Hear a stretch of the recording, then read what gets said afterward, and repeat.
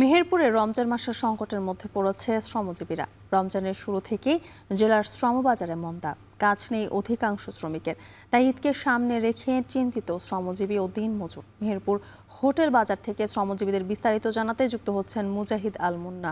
মুন্না, শ্রমবাজারের অবস্থা কেমন দেখছেন এবং কি বলছেন শ্রমিকরা?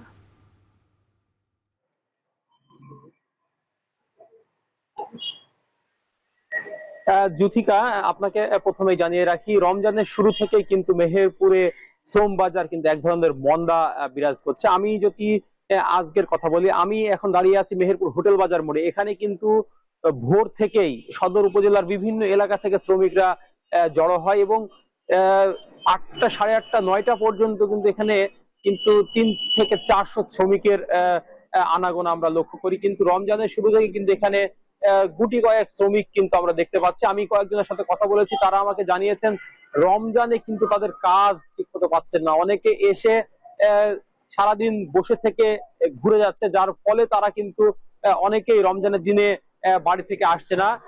আবার যারা কাজ পাচ্ছে তারাও কিন্তু রোজা থেকে কাজ করাটা তাদের জন্য কঠিন হচ্ছে। আবার কাজের পরিধি কিন্তু খুবই কম, তাই তারা কিন্তু এক ধরনের দুশ্চিন্তার মধ্যে রয়েছে। তার কারণ সামনে পবিত্র ঈদুল ফিতর, সেখানে অতিরিক্ত খরচ কিন্তু করতে হবে।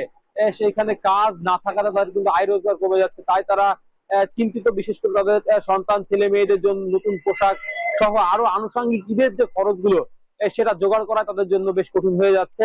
এছাড়াও আমি যদি অন্যান্য শ্রমিকের কথা বলি, রিক্সা চালক, ভ্যান চালক, ইজি বাইক চালক, এরাও কিন্তু খুব একটা ভাড়া পাচ্ছে না। কারণ রমজানে কিন্তু অন্যান্য স্বাভাবিক সময় চাইতে রাস্তাঘাটে মানুষজনের উপস্থিতি একেবারেই কম, যার ফলে তারা কিন্তু ঠিক মতো ভাড়া পাচ্ছে না।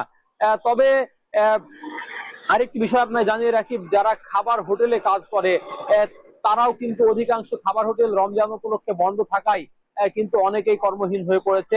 সব মিলিয়ে শ্রম বাজারে কিন্তু এক ধরনের সংকট তৈরি হয়েছে রমজান। এছাড়াও আপনাকে আরেকটা বিষয় আপনাকে জানিয়ে রাখি, রমজানের পরে আবার কিন্তু অতিরিক্ত গরম এর প্রভাব পড়বে।